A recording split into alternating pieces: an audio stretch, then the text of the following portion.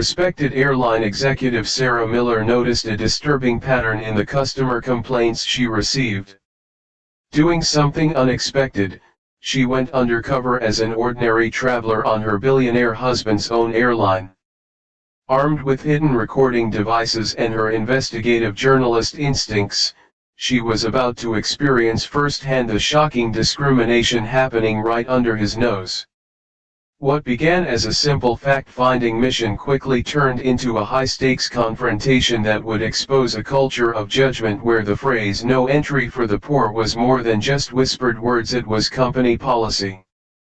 The sleek glass doors of John F. Kennedy International Airport slid open as Sarah Miller adjusted her deliberately worn backpack. Her blonde hair was pulled back in a simple ponytail, not a hint of makeup on her face. A pair of old jeans, a faded blue sweater, and scuffed sneakers completed her transformation. No one would guess this woman in modest clothing was the wife of Robert Miller, founder and CEO of Horizon Airways. Sarah checked her phone one last time. The voice recorder app was already running. 3 new emails from disgruntled customers had arrived, all forwarded from former colleagues at the Consumer Protection Agency. "Same pattern," she whispered, scrolling through the complaints. "First-class tickets mysteriously downgraded, passengers with an insufficient appearance moved to the back of the plane."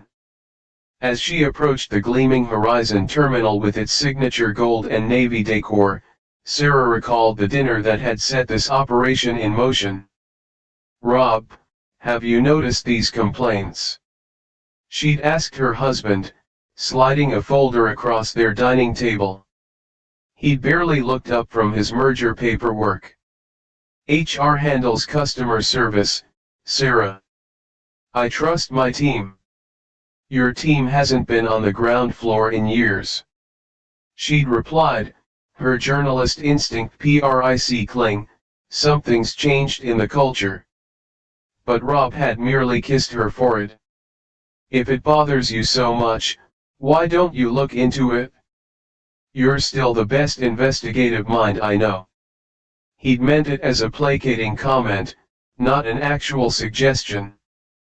But Sarah Miller, who had once gone undercover for 6 months to expose corruption in pharmaceutical pricing, knew an assignment when she heard one. Now, stepping onto the polished floor of the Horizon terminal, Sarah slipped fully into character. Alexandra Alex Davis, her maiden name, flying first class to Chicago on a ticket purchased with cash, no frequent flyer number, no digital footprint connecting her to the Miller empire. A woman in her late 50s struggled with her carry-on nearby. A Horizon employee walked straight past her, not pausing to offer assistance. Sarah helped the woman lift her bag onto the scale. "Thank you, dear," the woman said, patting Sarah's arm. "Not like the old days when they jumped to help you, is it?" "No, ma'am, it's not," Sarah replied, noting how the same employee was now eagerly assisting a man in an expensive suit.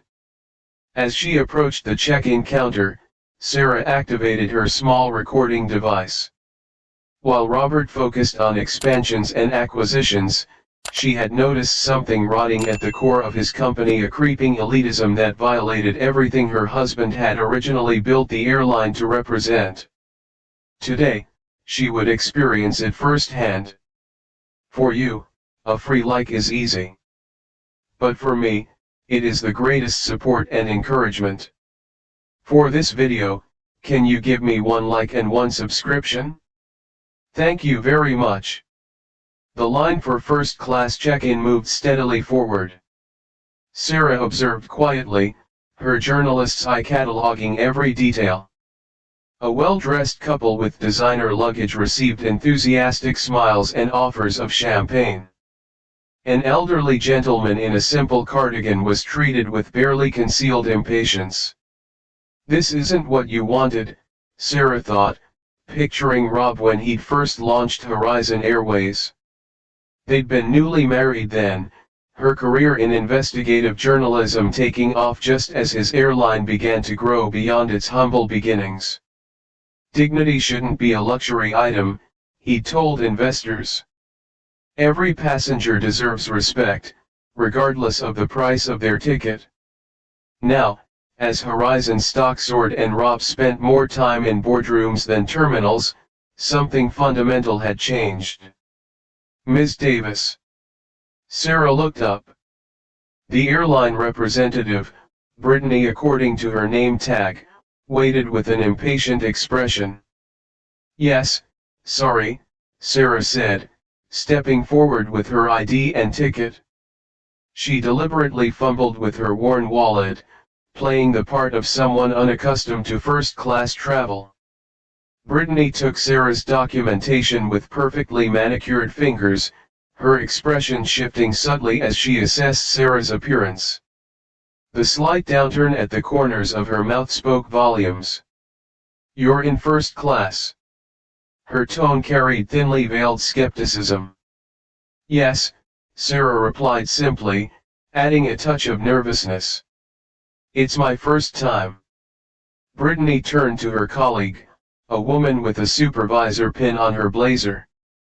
Their whispered conversation was just low enough that Sarah couldn't catch the words, but their glances told the story. This was exactly what Sarah had been waiting for. Rob had caught her studying the airline seating charts. Working late? He'd asked, loosening his tie after another 14-hour day. Sarah had quickly switched screens. Just some research. He'd massaged her shoulders. I miss the days when we'd both stay up building our dreams. For a moment, Sarah had considered telling him everything, the complaints, the patterns, her suspicions, but the exhaustion in his eyes stopped her. Rob needed evidence, not theories. Now, as the supervisor approached with a practiced smile, Sarah activated the secondary recording device in her jacket pocket. Ms. Davis, I'm Brenda Johnson, Customer Service Supervisor, the woman said smoothly. I'm afraid there's been a slight issue with your booking. Sarah tilted her head, the perfect picture of confusion. What kind of issue? I confirmed everything yesterday. It appears there was an overbooking in first class. We'll need to reassign you to economy. It's our standard procedure to reassign based on loyalty status, and since you don't appear to be a frequent flyer with us. But I paid for first class, Sarah protested. Brenda's smile tightened. Yes, and you'll receive a partial refund for the difference. Perhaps next time. Behind Brenda, Sarah caught Brittany whispering to another colleague, no entry for the poor. They should stick to budget airlines. The colleague suppressed a laugh, unaware that they had just provided exactly the evidence Sarah needed. The real investigation had begun. I'd like to speak with another representative, please, Sarah said calmly, maintaining her character while mentally documenting every detail. Brenda's posture stiffened, her controlled exhale betraying her irritation with a difficult customer. Ms. Davis, I assure you there's no one else who can help you. This is standard procedure when we need to reassign seats. Brenda's professional veneer remained intact, but just barely. Perhaps if you were a Horizon Elite member or a regular first-class passenger, we could make other arrangements. Sarah noted the implicit bias, status determined not just by membership but by how you looked, by whether you belonged in premium cabins. This was exactly the pattern the complaints had outlined. I understand, Sarah said, her voice taking on a slight tremor of disappointment. It's just that I saved up for this experience. It was supposed to be special.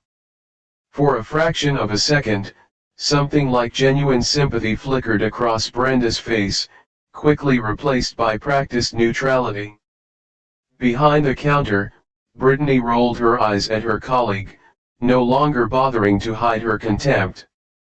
As Sarah accepted her economy boarding pass with reluctance, a well-dressed businessman approached the counter. His tailored suit probably cost more than most people's monthly rent, his leather luggage gleaming under the terminal lights. "Mr. Harrington," Brenda's entire demeanor transformed, her smile reaching her eyes for the first time. "So wonderful to see you again. We have your usual seat ready, and the crew has been notified about your champagne preference. For you, a free like is easy. But for me, it is the greatest support and encouragement. For this video, can you give me 1 like and 1 subscription? Thank you very much." "Actually, Brenda," Mr. Harrington said, "I need to change my seat. My colleague is joining last minute. Is there any possibility of upgrading him to first class as well?" "Let me see what I can do," Brenda responded eagerly. "Oh, it seems we're quite full today, but yes, I believe we can make an exception." Sarah felt a surge of vindication mixed with disappointment. The seat that supposedly didn't exist had materialized instantly for the right person. Making her way towards security, Sarah reflected on Rob's journey. He'd started Horizon with a genuine vision, democratizing luxury travel, treating everyone with dignity.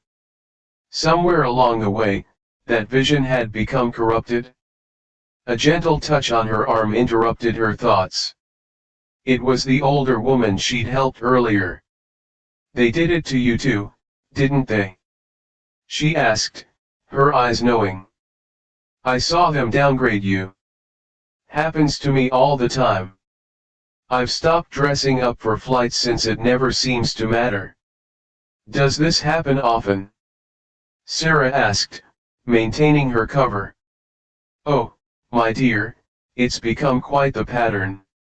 My late husband and I used to fly first class everywhere in the 80s. Back then, they judged you on your ticket, not your appearance." She shook her head. "I've learned to bring proof photographs of me with celebrities, references to my family foundation. Isn't that ridiculous? Having to prove I belong." As they walked together toward security, the woman introduced herself as Margaret Whitfield, a philanthropist who had been flying with Horizon since its inception. "The shame of it is," Margaret continued, "Horizon used to be different. That young man who started it, what was his name?" "Robert Miller," Sarah supplied carefully. "Yes, that's him. He used to walk through the cabins himself, greeting everyone. Had such vision. Shame what happens when companies get too big." As Sarah approached security, she noticed Eleanor Vance, Horizon's chief of customer experience, being escorted through the expedited lane. This was the woman who had assured Rob that customer satisfaction was at an all-time high. Sarah ducked her head, not wanting to be recognized.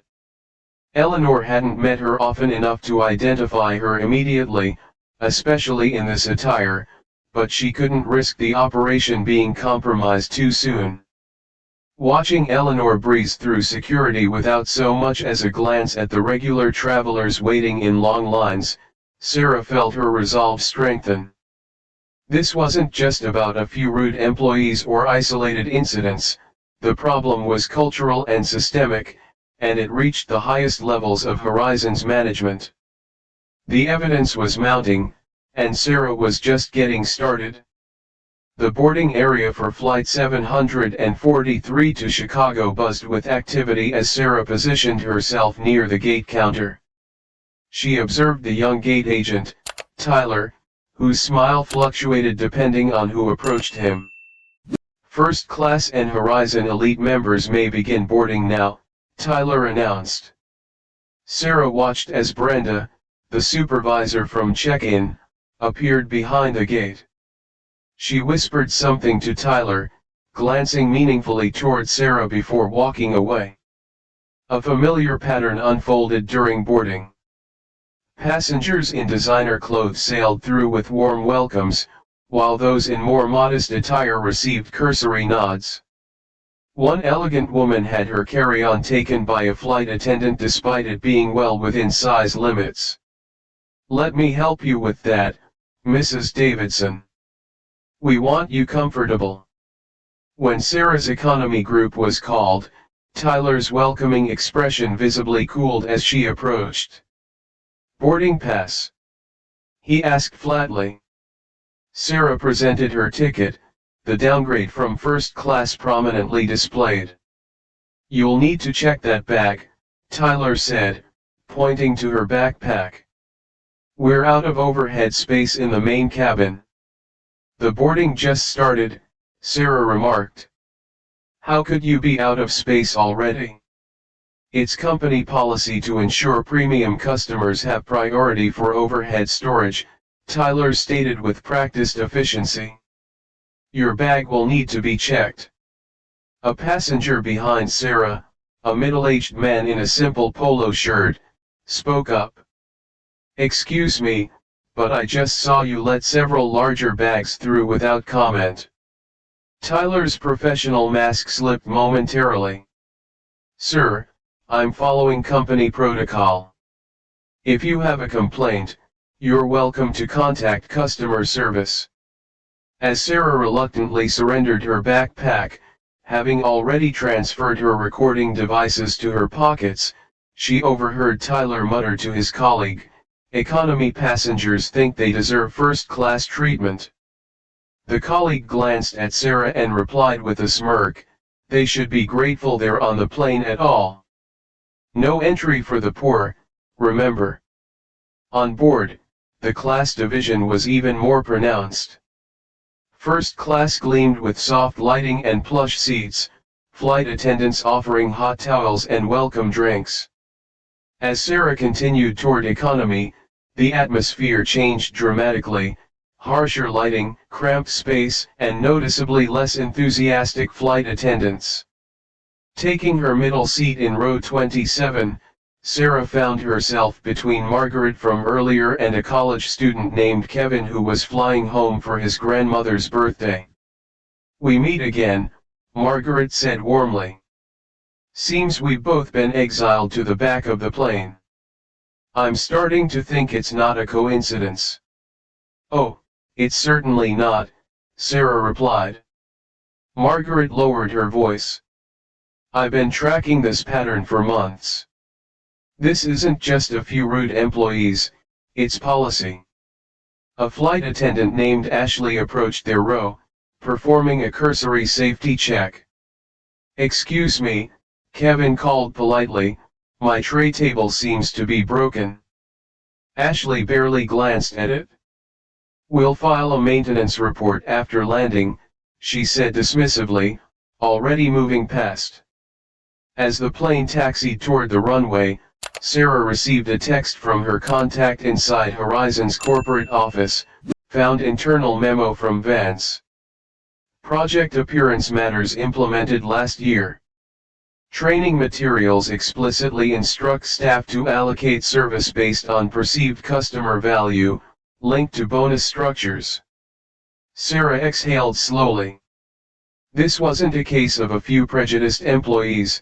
It was systematic discrimination codified in company policy, incentivized with financial rewards. For you, a free like is easy. But for me, it is the greatest support and encouragement. For this video, can you give me one like and one subscription? Thank you very much. At cruising altitude, the cabin service began with the familiar forward to aft protocol. Through the gap between seats, Sarah watched first-class passengers receive custom-plated appetizers and wine poured from actual bottles, quite the difference from the old days. "Once upon a time," Margaret commented, "the primary distinction was just seat size and meal quality. Now, it's like they're serving different species." When service reached their row nearly an hour later, Ashley barely made eye contact as she thrust a plastic cup of soda towards Sarah. "Water, please," Sarah requested. Ashley sighed with visible irritation. "I've already poured this one." "I understand, but I'd prefer water if possible." With an exaggerated eye roll, Ashley took back the unwanted soda. "I'll see what I can do," she muttered, moving to the next row without returning. "Don't hold your breath," Margaret whispered. "Last month I asked for a blanket and was told they were reserved for premium passengers only, despite there being a visible stack of them." Midway through the flight, an elderly man 2 rows ahead requested assistance with his medication that had been stored in his now-checked bag. The flight attendant's response was shocking in its callousness. "Sir, you should have thought about that before boarding." "There's nothing I can do now." The man's companion pleaded, "Please, it's his heart medication." "We didn't expect the bag to be checked." "I'll check when I have time," the attendant replied, but proceeded to spend the next 20 minutes chatting with a colleague in the galley. Sarah sent a text to her assistant, "Need background check on Horizon flight attendant Ashley Morgan working flight 743 today." The response came minutes later, 3 formal complaints filed in the last month alone, all dismissed by Eleanor Vance with notation adherence to PAM protocols justified response. Also, bonus structure shows she's received Premium Service Excellence Award twice this quarter. This confirmed Sarah's suspicions. Not only were these discriminatory behaviors tolerated, they were rewarded. An hour before landing, Sarah pressed her call button. After 5 minutes with no response, despite flight attendants passing by multiple times, she pressed it again. Ashley finally approached, irritation evident in every movement. "Yes?" she asked curtly. "I was wondering if I could get a cup of water," Sarah said pleasantly. "I asked earlier but never received it." "We're preparing for landing. Service will have to wait." Yet, across the aisle, a passenger in a business suit had his call button answered immediately, receiving not just water but a fresh cocktail with a smile. As Sarah documented this exchange, Kevin noticed her detailed note-taking. "You're really recording all this, aren't you?" he asked quietly. "Are you with the FAA or some kind of undercover reviewer?" Before Sarah could respond, Margaret leaned in. "Whoever she is, I hope she's someone who can finally make changes around here. I've been collecting my own evidence for months." As the plane began its descent, Sarah received an urgent message that made her freeze, "Your identity compromised. Eleanor Vance is on your flight, seated 2A. She was shown your boarding pass by gate agent. She knows Alexandra Davis's fake name. Expect confrontation upon landing." Sarah's mind raced.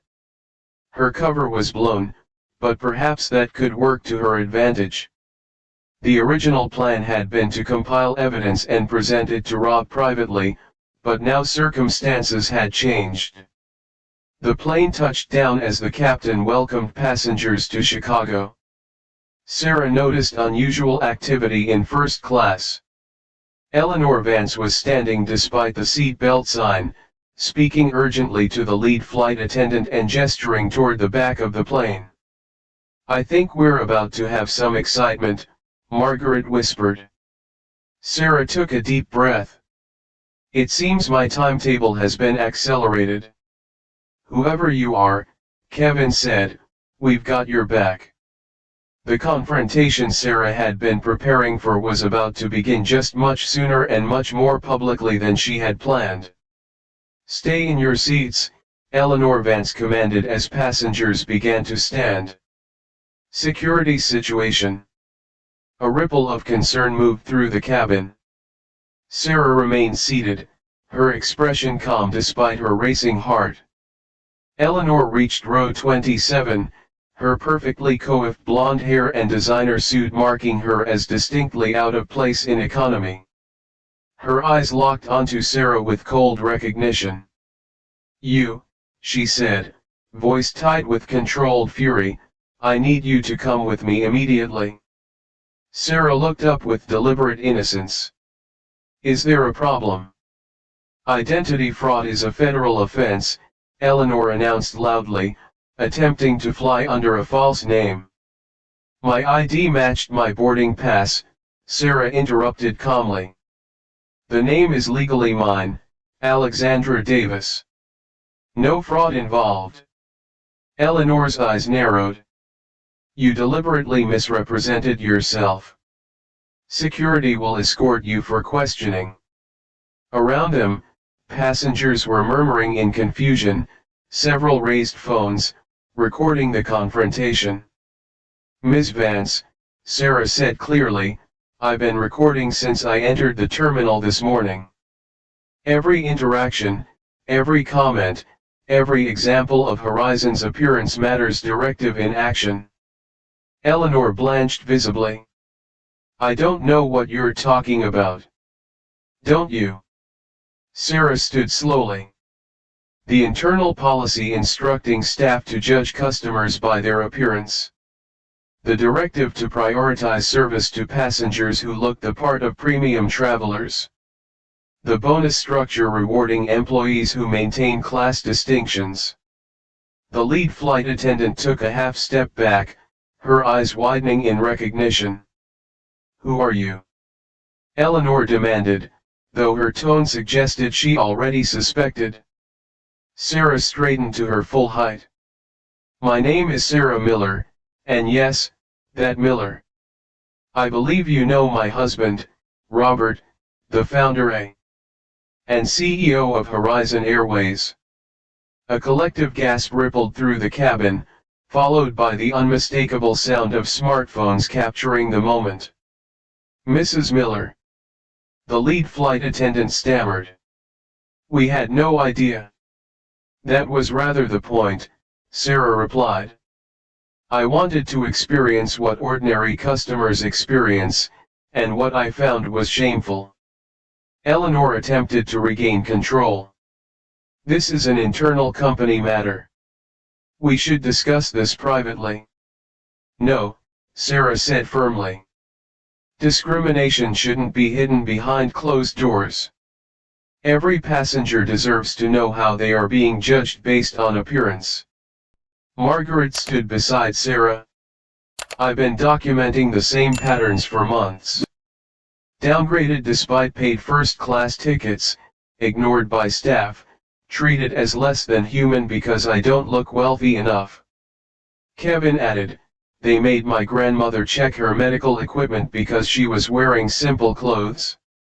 She's a retired surgeon who's flown over 1,000,000 miles with Horizon. For you, a free like is easy.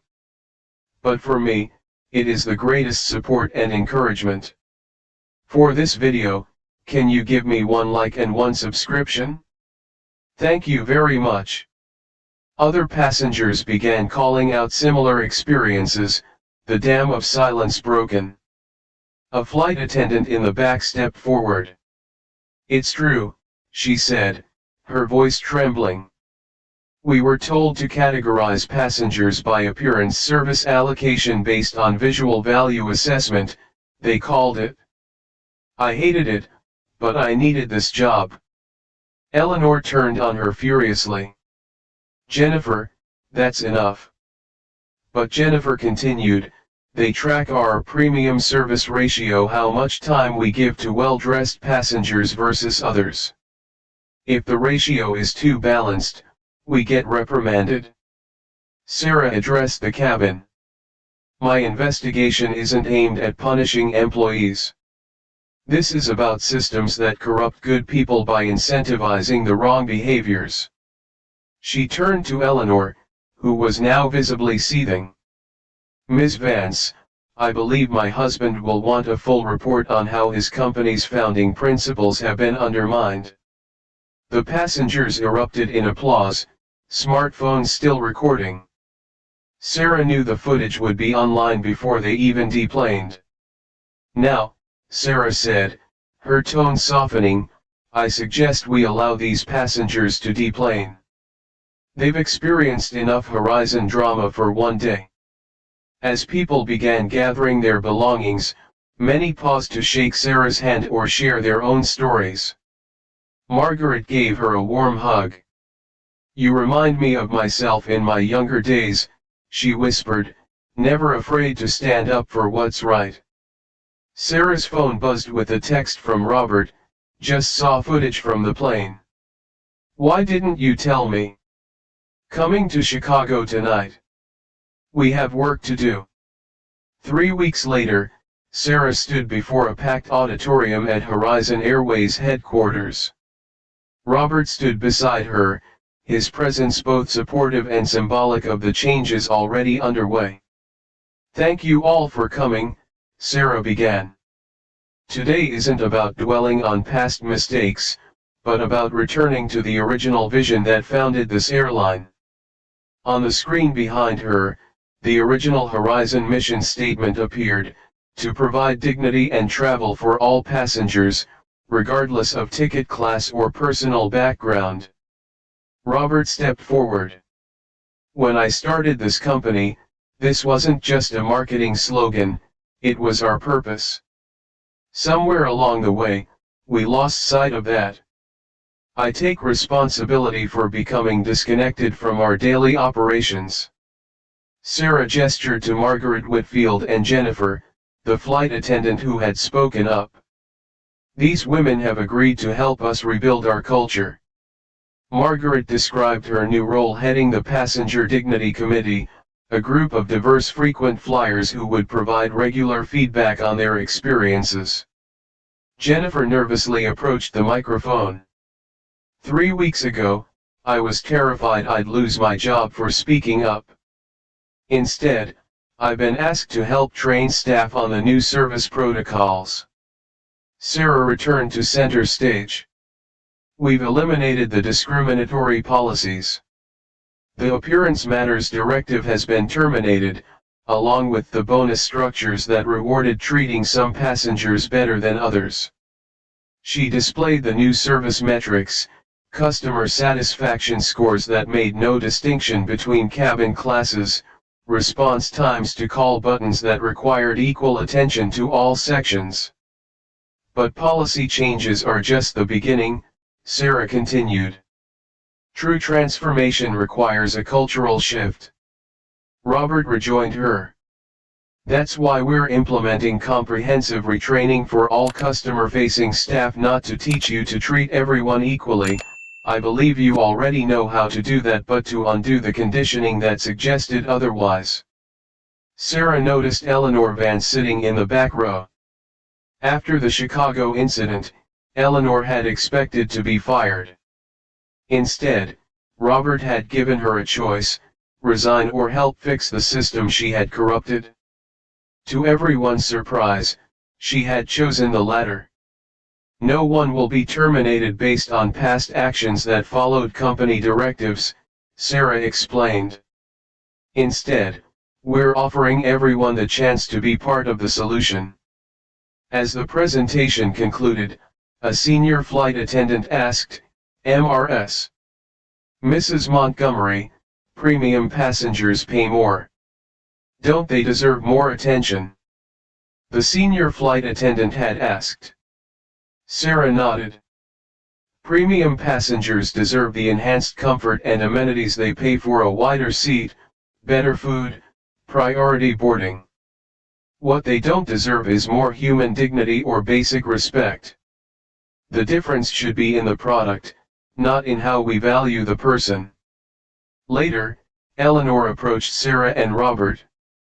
"I owe you both an apology," she said stiffly. "I convinced myself I was maximizing revenue, but I lost sight of the human cost." "Everyone deserves a second chance," Sarah replied thoughtfully, "even executives who make serious mistakes."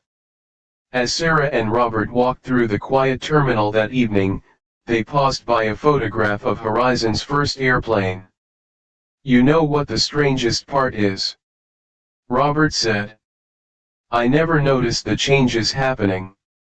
It was so gradual, each one justified by revenue or efficiency." Sarah squeezed his hand. "That's how principles erode, not all at once, but bit by bit, until one day you're running a company you wouldn't recognize."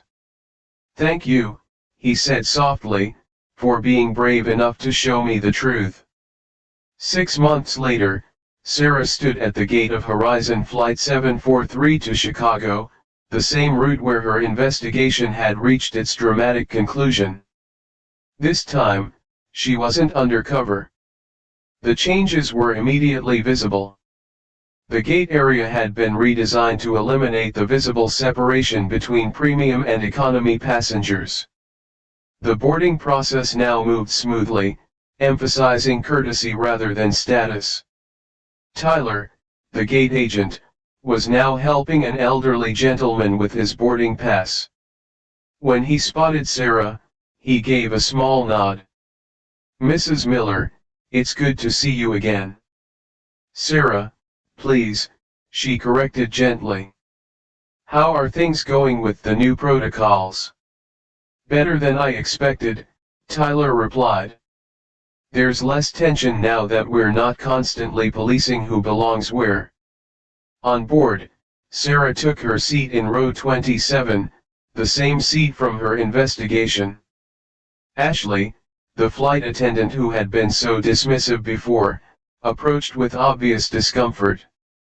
"Mrs. Montgomery." "Sarah," she corrected with a smile, "and please, no discomfort. We're all moving forward together." Ashley's shoulders relaxed. "Thank you for that. Water today?" she asked with a small note of humor. Throughout the flight, Sarah observed the changes. Call buttons were answered promptly, regardless of cabin section. Flight attendants addressed passengers by name when possible, their interactions genuine rather than performative. After landing, Sarah recognized Margaret Whitfield in the aisle. "Sarah Miller, what a surprise." She gestured to the man beside her. "This is my brother, Henry. I was just telling him how different Horizon feels now." "It's still a work in progress," Sarah acknowledged, "but we're committed to the journey." "That's all any of us can ask," Margaret replied, "to be seen as human beings, not walking wallets. You've started something important here. Other airlines are noticing." Indeed, several competing airlines had announced their own dignity initiatives since Sarah's investigation went public. Robert was waiting in the terminal. "How was it?" he asked, embracing her. "Genuine progress," she replied. "Not perfect, but moving in the right direction." They walked together through O'Hare, passing another airline's gate where passengers were clearly being sorted by appearance. "There's still so much work to do," Sarah observed. Robert nodded. "But at least we've started the conversation. People are becoming more aware of dignity as a fundamental right, not a luxury item." Sarah paused, watching the stream of travelers flowing through the terminal. What happened at Horizon isn't just about air travel. It's about how easily we categorize people, how quickly we decide who deserves our best selves and who doesn't, and how those judgments are almost always based on superficial things. Robert added, "Exactly. That's why sharing these stories matters, because every time someone recognizes themselves in the struggle either as the judged or the one judging, there's an opportunity for change." In an age where dignity sometimes seemed like a luxury reserved for the privileged few, the true revolution was remembering that it belonged to everyone, regardless of what they wore, how they looked, or where they sat on the plane. And that was a story worth telling.